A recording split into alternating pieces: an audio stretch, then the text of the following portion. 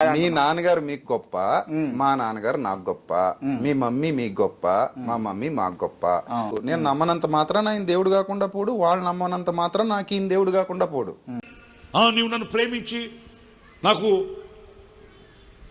ఘనతనిచ్చావు గనుక నేను నిన్ను ప్రేమించాలి కదా అని అలాగ నలుగురితో కలిసిపోవడానికి, వాళ్ళని సంతోషపరచడానికి, వాళ్ళని ప్రీతిపరచడానికి కొంతమంది ఉంటారండి. మనుషుల్ని సంతోషపరచడానికి వాళ్ళ దేవుళ్ళు పొగుడుతారు, వాళ్ళ దేవుళ్ళకి జేజేలు కొడతారు. మీకు అర్థమైందా? ఏమంటే నువ్వు నన్ను ప్రేమించి మా దేవుడు గణపరిచావు గనక నిన్ను ప్రేమించి మీ దేవుడు గణపరుస్తా అని వాళ్ళ దేవుడిని జేజేలు కొట్టుకున్నారు. ఎందుకలాంటే ఇప్పుడు క్రైస్తవుడివేనా అసలు? నీ నోట రాకూడని మాట వస్తే నువ్వు ఒక క్రైస్తవుడివేనా? జీవము కలిగిన దేవుడిని తిరస్కరించి, జీవము కలిగిన దేవుడిని ప్రక్కన పెట్టి అన్య దేవతలను లేకపోతే వాళ్ళని వీళ్ళని నువ్వు పొగుడుకుంటూ వాళ్ళకి జేజేలు కొడితే అసలు క్రైస్తవుడివేనా? నీ ప్రత్యేకత ఏది?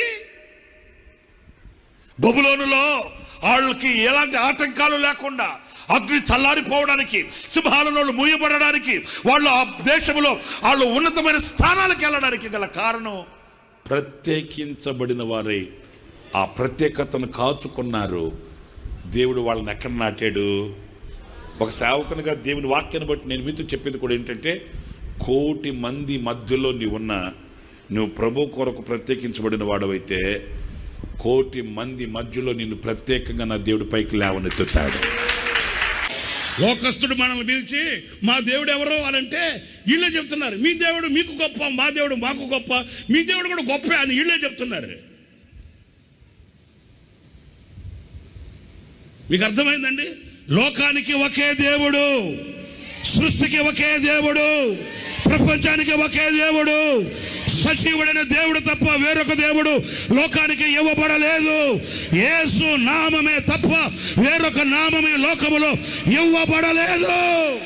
ఒకవేళ చావైనా, రేవైనా, కరువైనా, ఖడ్గమైన ఏది మన మీదకి వచ్చినా యేసు ఒక్కడే దేవుడు. యేసు తప్ప వేరొక దేవుడు లేడు, లేడు, లేడు.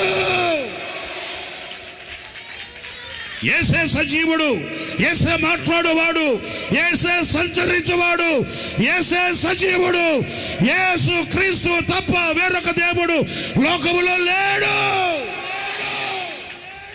నేను నమ్మిన నీతి, నేను నమ్మిన సత్యం, ప్రపంచానికి ఇవ్వబడిన నగ్న సత్యం, ప్రపంచానికి ఇవ్వబడిన ఏకైక ఉపదేశం యేసు ఒక్కడే.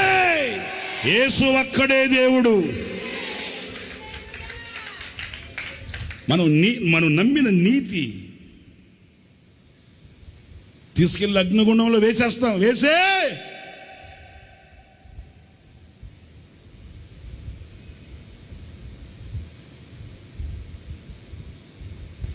పశుప్రాయుడై, మృగము వంటి వాడై, రాక్షసుడై, మానవత్వాన్ని కోల్పోయిన పశువులాగా ప్రవర్తించిన వాడిని బంధించి తీసుకెళ్తే ఆడు అంటాడట, ఊరేస్తారేమో ఊరేసేసుకోండి, చంపేస్తారేమో చంపేసుకోండి.